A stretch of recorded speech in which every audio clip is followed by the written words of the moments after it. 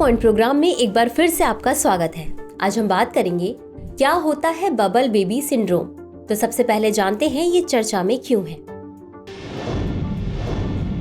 हाल ही में कर्नाटक राज्य में एक 2 माह की बच्ची अस्थि मज्जा प्रत्यारोपण प्राप्त करने वाली सबसे कम आयु की मरीजों में से एक बन गई है। यह बच्ची सीवियर कंबाइंड इम्यूनोडेफिशिएंसी रोग यानी SCID से पीड़ित थी, जिसे बबल बेबी सिंड्रोम नाम दिया गया है। चलिए अब जानते हैं सीवियर कंबाइंड इम्यूनोडेफिशिएंसी रोग यानी SCID के बारे में। यह एक दुर्लभ आनुवांशिक विकार है जो मुख्य रूप से बच्चों को प्रभावित करता है। SCID को प्रायः बबल बेबी सिंड्रोम या बबल बॉय रोग कहा जाता है, जो वर्ष 1976 की Hollywood film the boy in the plastic bubble से प्रसिद्ध हुआ। मूलतः SCID वाले बच्चों में प्रतिरक्षा प्रणाली उत्पन्न करने की क्षमता का अभाव होता है। SCID से ग्रसित बच्चा T कोशिकाओं अर्थात श्वेत रक्त कोशिकाएं जो प्रतिरक्षियों की पहचान करती है और उन्हें रोकती है, का उत्पादन नहीं कर सकता है। इसमें कार्यशील B कोशिकाएं नहीं होती हैं, क्योंकि उनके साथ कार्य करने के लिए कोई T कोशिका नहीं है। वस्तुतः कोई प्रतिरक्षा प्रणाली नहीं होती है। कार्यशील प्रतिरक्षा प्रणाली के बिना SCID से ग्रसित बच्चे के पास संक्रमण से बचने का कोई मार्ग नहीं होता है।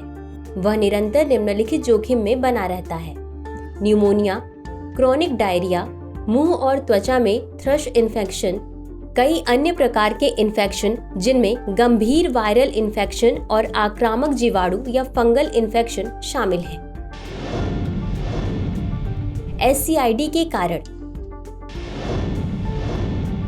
SCID के 15 से अधिक मान्यता प्राप्त प्रकार हैं। सभी प्रकार के SCID आनुवांशिक होते हैं, अर्थात वे बच्चे के जीन में किसी त्रुटि या उत्परिवर्तन के कारण होते हैं। भले ही SCID एक आनुवांशिक स्थिति है, लेकिन एक बच्चे में SCID होने का अर्थ यह नहीं है कि भाई बहनों सहित परिवार के अन्य सदस्यों में भी यह बीमारी विकसित होगी।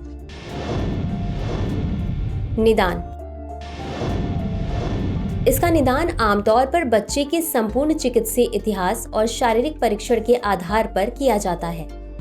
इसके अतिरिक्त निदान की पुष्टि करने में मदद हेतु कई रक्त परीक्षण, जिसमें पूर्ण रक्त कोशिका गणना भी शामिल है, की आवश्यकता हो सकती है।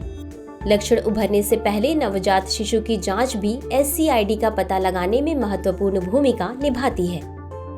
स्क्रीनिंग करना विशेष रूप से महत्वपूर्ण है, क्योंकि SCID से ग्रसित कई शिशुओं में तब तक कोई लक्षण नहीं दिखते हैं जब तक कि उनमें वास्तविक संक्रमण विकसित न हो जाए। उपचार। SCID के लिए कुछ संभावित उपचारों में निम्नलिखित शामिल हैं: संक्रमण से बचाव, एंटीबॉडी इन्फ्यूजन, स्टेम सेल या अस्थि मज्जा प्रत्यारोपण, SCID X1 जीन थेरेपी।